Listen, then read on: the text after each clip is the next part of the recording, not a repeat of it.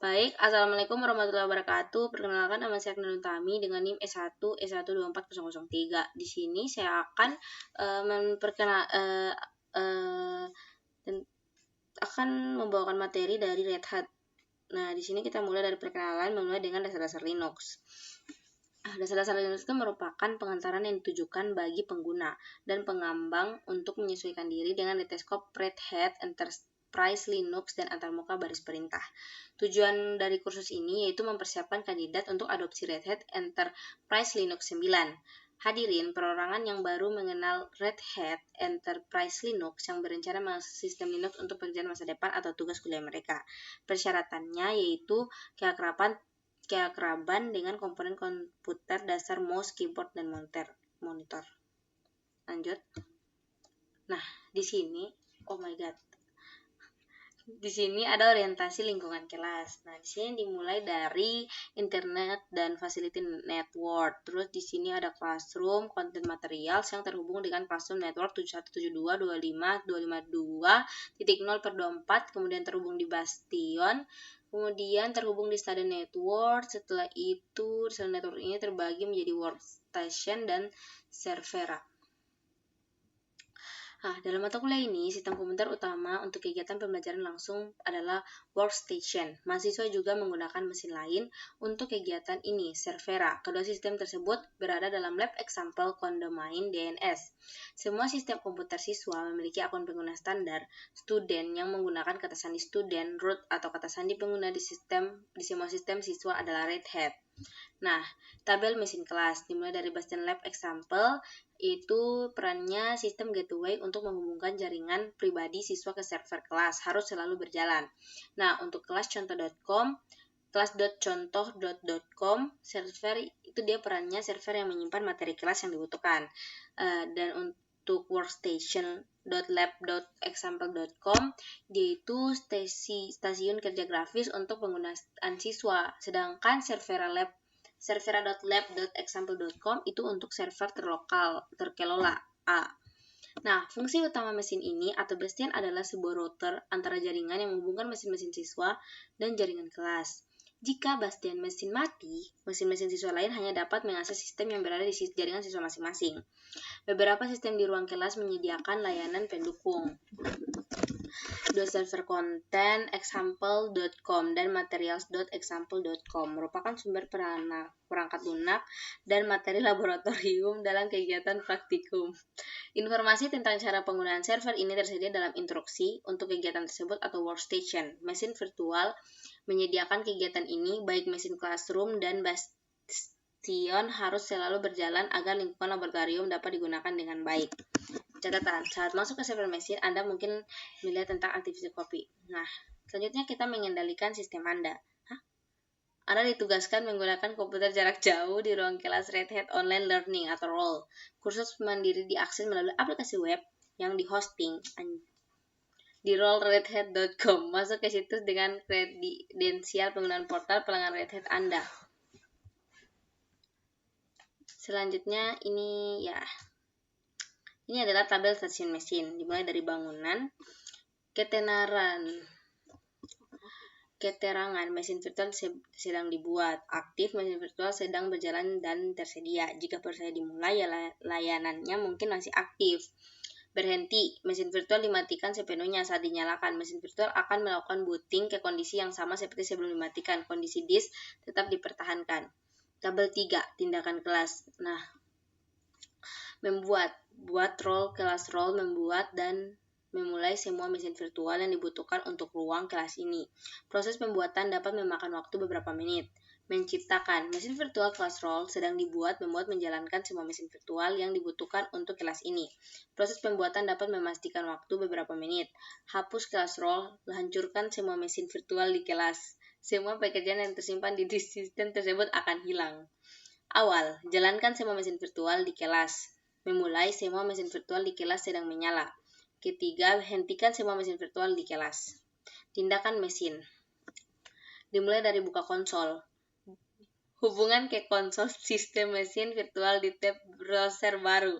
Anda dapat masuk langsung ke mesin virtual dan menjalankan perintah jika diperlukan. Biasanya, masuklah ke workstation mesin virtual saja, lalu gunakan SSH untuk terhubung ke mesin virtual lainnya.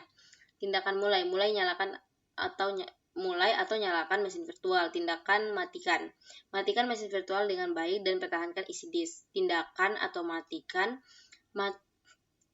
paksa mesin virtual sambil tetap mempertahankan isi disk. Tindakan ini setara dengan memutuskan daya dari mesin fisik. Tindakan atur ulang. Matikan paksa mesin virtual dan atur ulang penyimpan terkait ke kondisi awal. Semua pekerjaan yang tersimpan di disk sistem tersebut akan hilang. Pada awal latihan, jika diinstruksikan untuk menyetel ulang satu simpul mesin virtual, maka klik tindakan atau setel ulang hanya untuk mesin virtual spesifik tersebut. Pada awal latihan, jika diinstruksikan untuk mengatur ulang semua mesin, maka klik tindakan atur ulang pada setiap mesin virtual dalam daftar. Jika Anda ingin mengembalikan lingkungan kelas ke keadaan semula di awal kursus, klik hapus untuk menghapus seluruh lingkungan kelas. Setelah lab dihapus, klik buat menyediakan serangkaian sistem kelas baru, timer berhenti otomatis, dan hancur otomatis.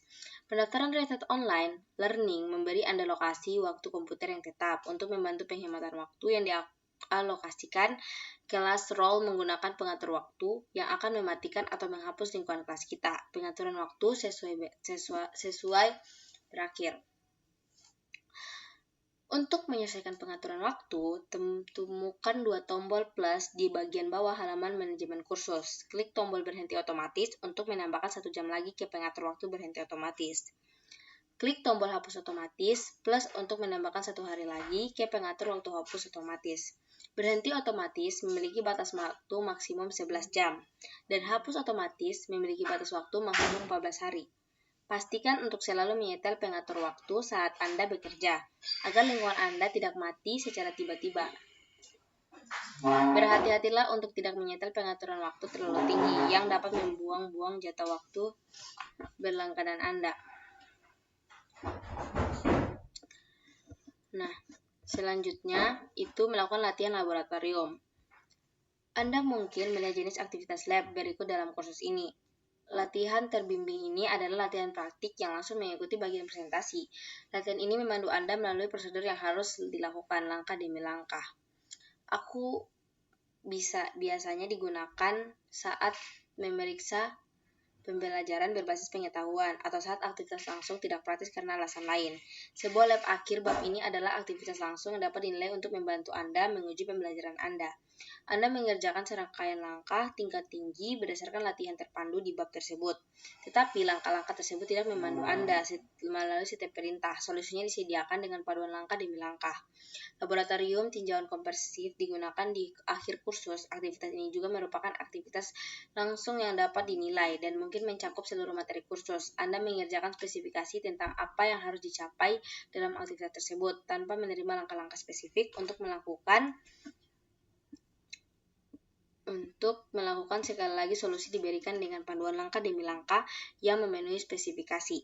Untuk mempersiapkan lingkungan lab Anda di awal setiap aktivitas praktik jalan lab start perintah dengan nama aktivitas yang ditentukan dalam instruksi aktivitas. Demikian pula di akhir setiap aktivitas praktik. Jalankan perintah lab finish dengan nama aktivitas yang sama untuk membersihkan setelah aktivitas praktik memiliki nama yang unik dalam setiap mata kuliah. Sintaks untuk menjalankan skrip latihan adalah sebagai berikut. Mahasiswa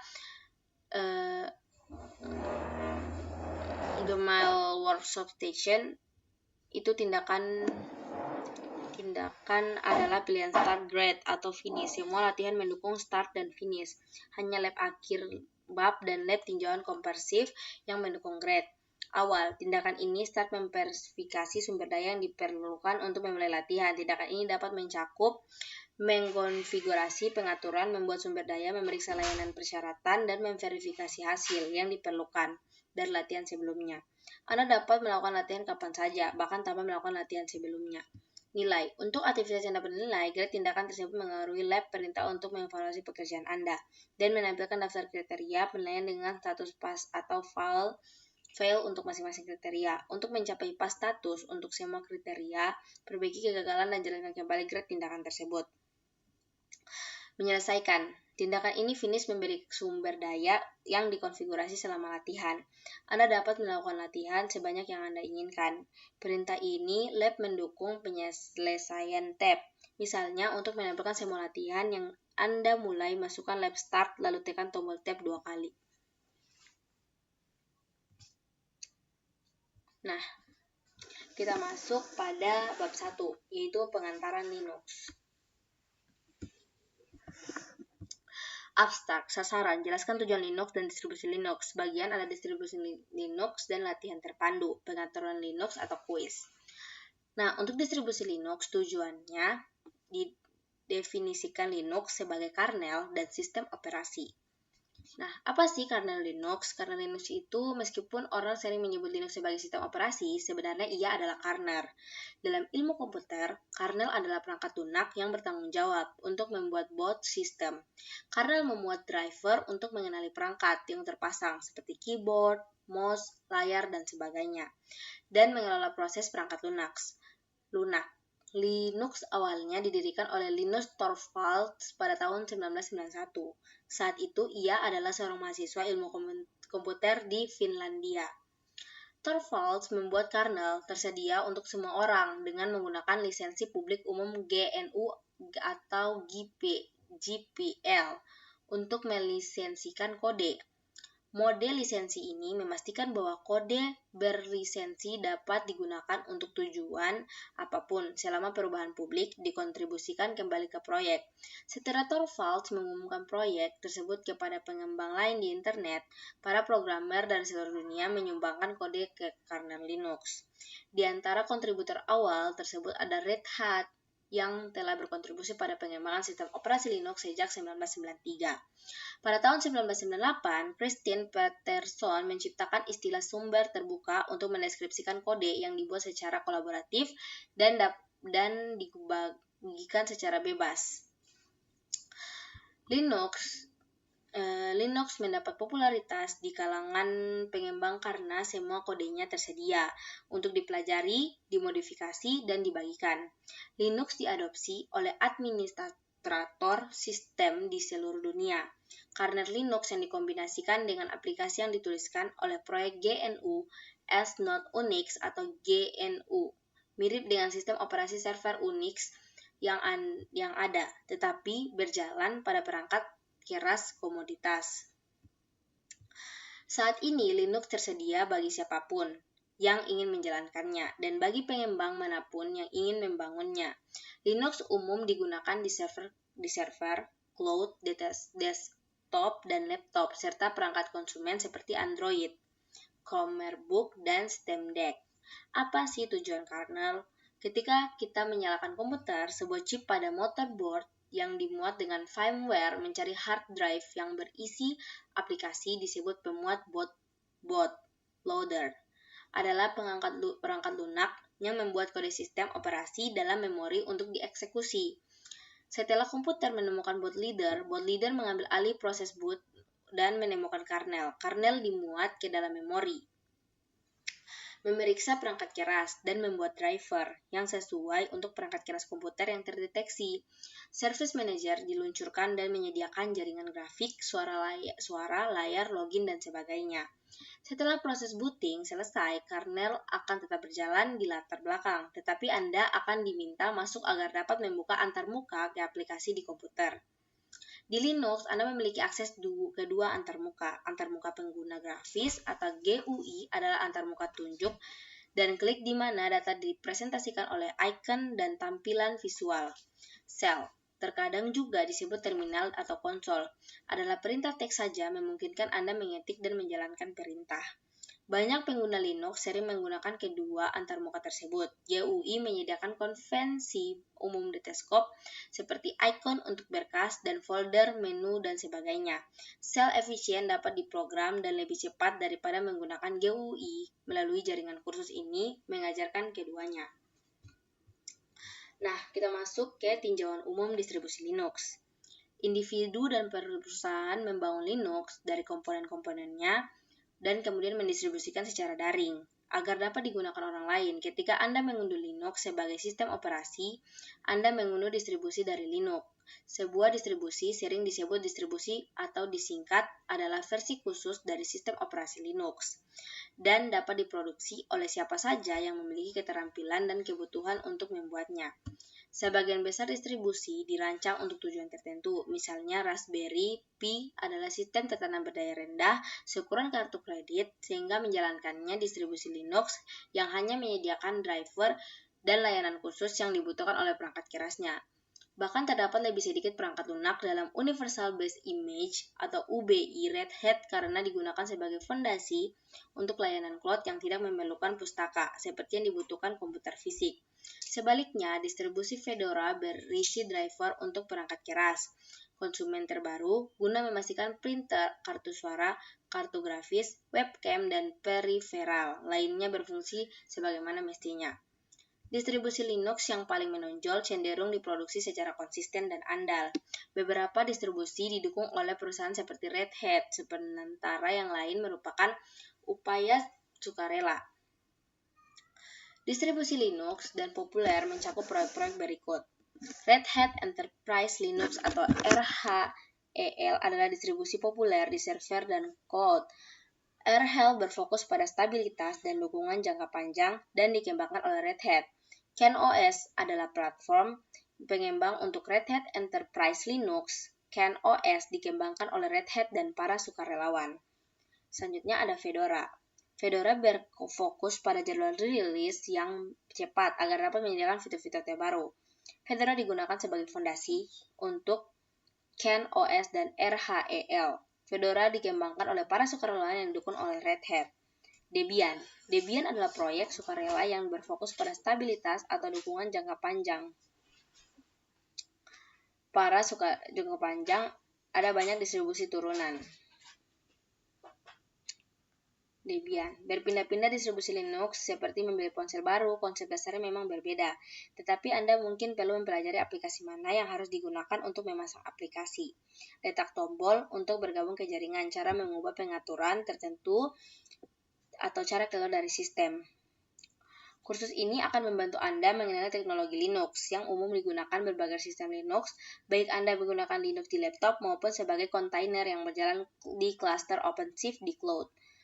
Anda akan mempelajari cara berinteraksi dengan teleskop serta perintah-perintah penting yang Anda perlukan untuk bekerja secara efisien di terminal Linux.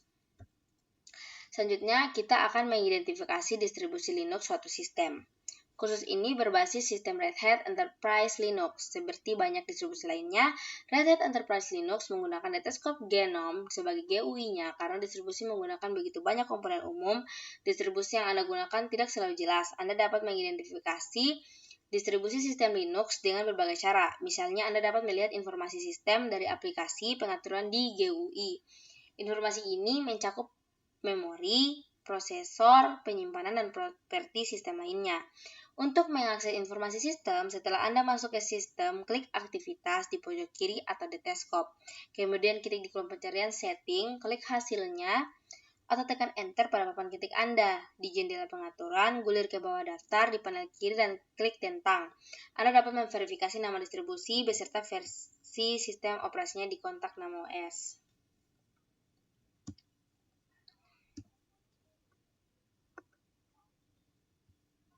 Nah, selanjutnya, latihan terpandu distribusi Linux. Identifikasi distribusi Linux pada sistem Anda. Luncurkan panel kontrol pengaturan sistem untuk desktop GNOME. Yang kedua, identifikasi distribusi Linux yang berjalan pada sistem Anda. Sebagai student, pengguna workstation mesin, gunakan lab perintah untuk mempersiapkan lingkungan Anda untuk latihan ini, dan untuk memastikan bahwa semua sumber daya dapat tersedia. Instruksi. Klik aktivitas di pojok kiri di desktop Anda. Oh, ini dia adalah cara-cara untuk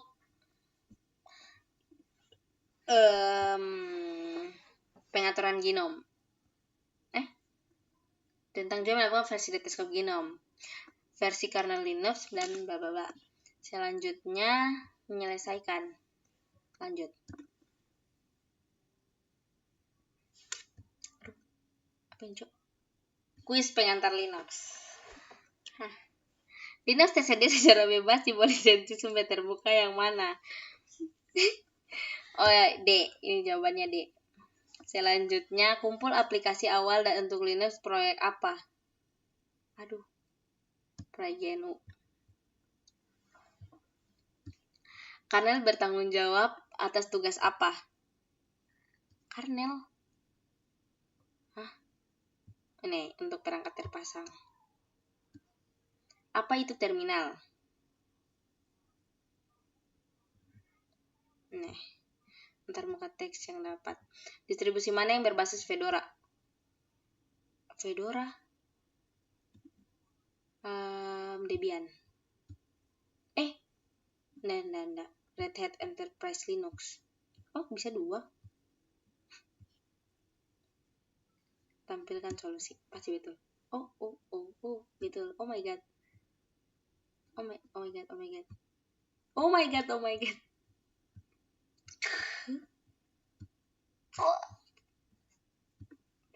god, jadi saya salah satu. Tidak salah sih, betul. Hanya kita checklist yang ini. Lanjut. Ringkasan. Oke, kita masuk di ringkasan. Linux adalah proyek sumber terbuka yang berarti kodenya tersedia untuk dipelajari, dimodifikasi, dan dibagikan. Kedua, Linux banyak digunakan dalam infrastruktur cloud, desktop, dan laptop serta perangkat konsumen. 3. Anda dapat berinteraksi dengan sistem Linux dengan menggunakan terminal baris perintah atau antarmuka pengguna grafis, antarmuka pengguna GUI. Distribusi Linux dibuat untuk tujuan tertentu, namun mempelajari satu distribusi dapat membantu Anda merasa lebih nyaman menggunakan distribusi apapun. Yang terakhir, Red Hat Enterprise Linux adalah sistem operasi yang stabil dan memiliki dukungan jangka panjang yang dikembangkan oleh Red Hat. Oke, lanjut. Nah, kita lanjut di bab 2, yaitu mengakses sistem Linux. Kita mulai dari abstraknya. Sasarannya itu berinteraksi dengan desktop GNOME dan menyanyikan lingkungan terminal. Yang kedua bagiannya ada masuk ke sistem Linux lokal dan latihan terpandu. 2. Menggunakan basis perintah dan latihan terpandu. Yang kedua laboratorium mengakses sistem Linux. Masuk ke sistem Linux lokal. Tujuannya yaitu masuk ke sistem Linux dengan menggunakan manajer desktop atau GNOME GDM dan konsol berbasis teks. Apa sih sistem Linux multipengguna? Sistem operasi Linux dirancang untuk mendukung banyak pengguna secara bersamaan. Setiap orang yang menggunakan komputer dan memiliki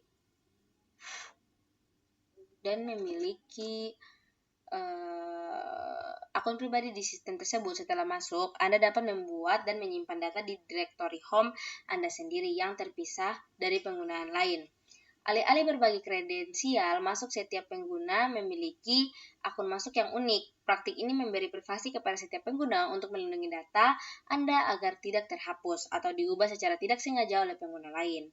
Prinsip ini juga berlaku untuk data konfigurasi sistem. Anda memiliki kendali penuh atas lingkungan login Anda sendiri, tetap kecuali Anda seorang administrator, Anda tidak dapat membuat perubahan sistem. Linux adalah sistem operasi multipengguna yang tangguh karena memisahkan peran pengguna dari peran administrator dan memisahkan pengguna satu sama lain. Nah, kita masuk di akun administratif. Pengguna root adalah akun pertama di sistem Linux. Pengguna ini juga dikenal sebagai pengguna super atau administrator. Pengguna root tidak ditujukan untuk pengguna rutin karena tidak memiliki batasan untuk mengubah atau bahkan menghapus konfigurasi sistem penting.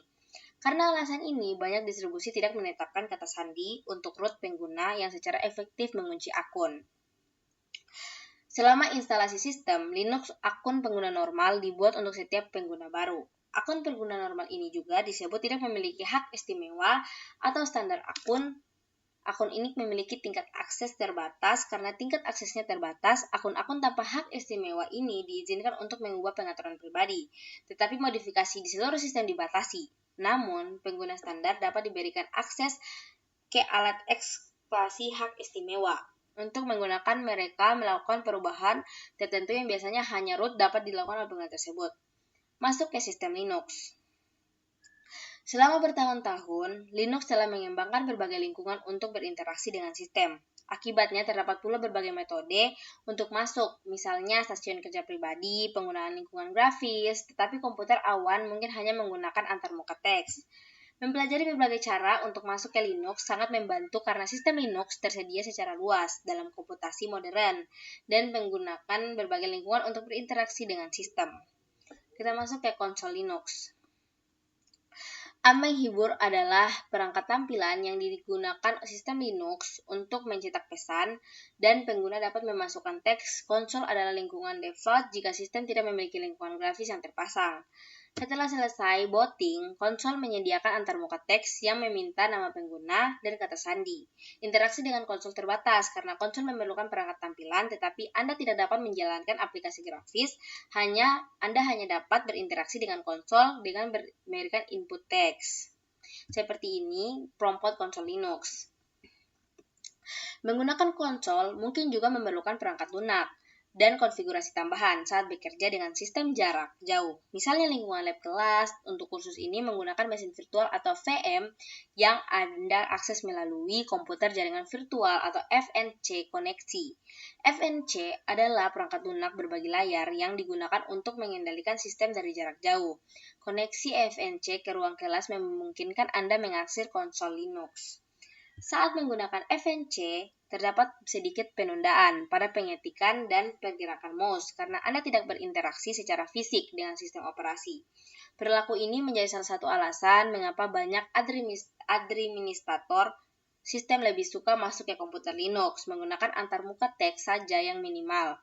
Saat bekerja dengan sistem jarak jauh, menggunakan antarmuka teks saja lebih cepat karena lebih sedikit data yang dikirim bolak-balik. Kita masuk ke lingkungan deskop grafis GNOME. Linux juga menawarkan antarmuka grafis untuk berinteraksi dengan sistem Linux menggunakan GNOME untuk menyediakan lingkungan grafis bagi pengguna. GNOME adalah lingkungan deskop sumber terbuka yang dirancang untuk Linux dan sistem operasi mirip Unix lainnya. GNOME mengikuti konvensi yang sama dengan sistem operasi lain menggunakan sistem windowing. Setelah komputer Linux yang memiliki lingkungan deskop grafis terpasang, komputer akan menampilkan layar login. Ini adalah manajer tempel GNOME atau GDM, layar sistem yang menangani login atau autentikasi pengguna. Catatan, tidak semua sistem Linux memiliki lingkungan grafis. Sebagian besar Linux yang digunakan sebagai server mengurangi jumlah perangkat lunak dan alat yang diinstal, termasuk lingkungan grafis, untuk mengoptimalkan sumber daya komputer. Namun, workstation Linux memiliki lingkungan grafis yang terinstal secara default.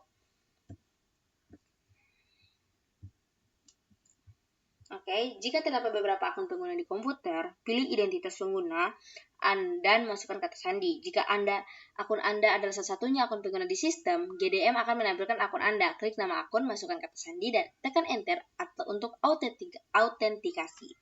Setelah masuk, Anda akan disajikan dengan sesi deskop.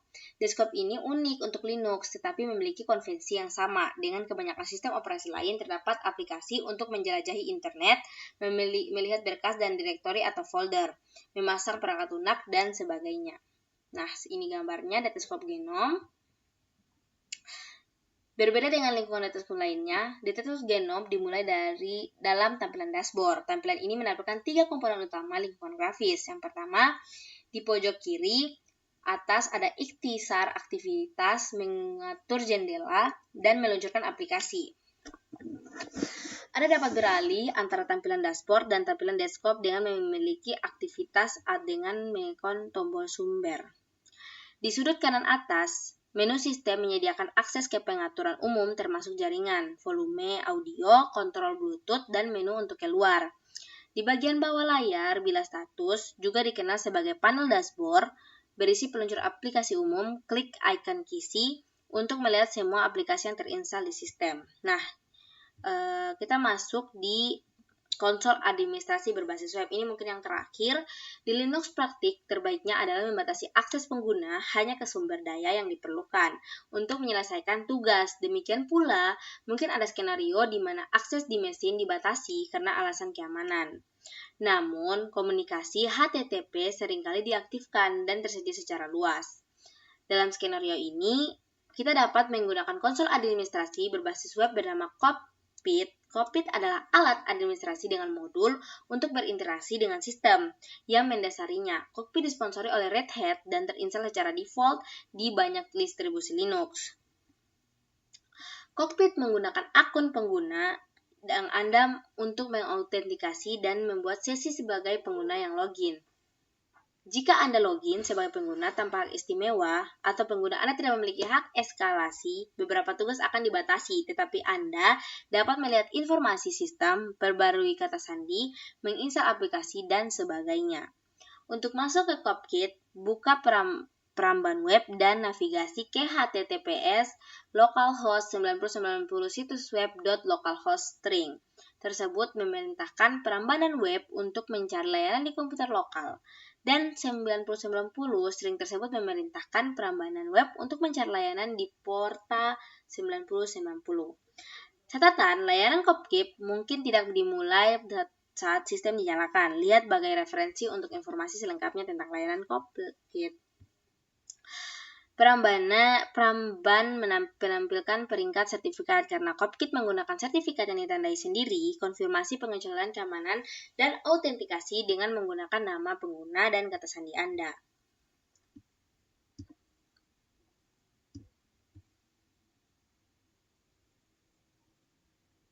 Nah, latihan terpandu, masuk ke sistem Linux lokal.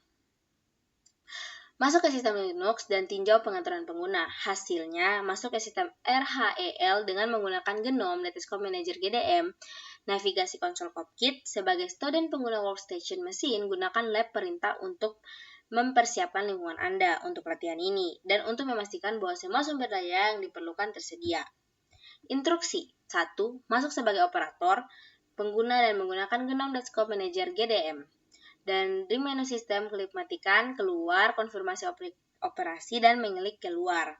Pada layar masuk, pilihlah operator 1 pengguna digunakan ternyata sebagai kata sandi. Cobalah memperbarui operator kata sandi pengguna. Nah, dari menu sistem, klik pengaturan atau klik aktivitas di kiri atau desktop, lalu pilih Keep Setting. Di panel kiri pengguna, modul ini diblokir untuk operator pengguna. Anda dapat mencoba membukanya. Klik batal dan tutup jendela. Nah, ini di sini tuh tersedia banyak sekali cara untuk menyelesaikan penggunaan Kopkit. Pada workstation, mesin gunakan lab perintah untuk menyelesaikan latihan ini. Langkah ini penting untuk memastikan bahwa sumber daya latihan. Nah,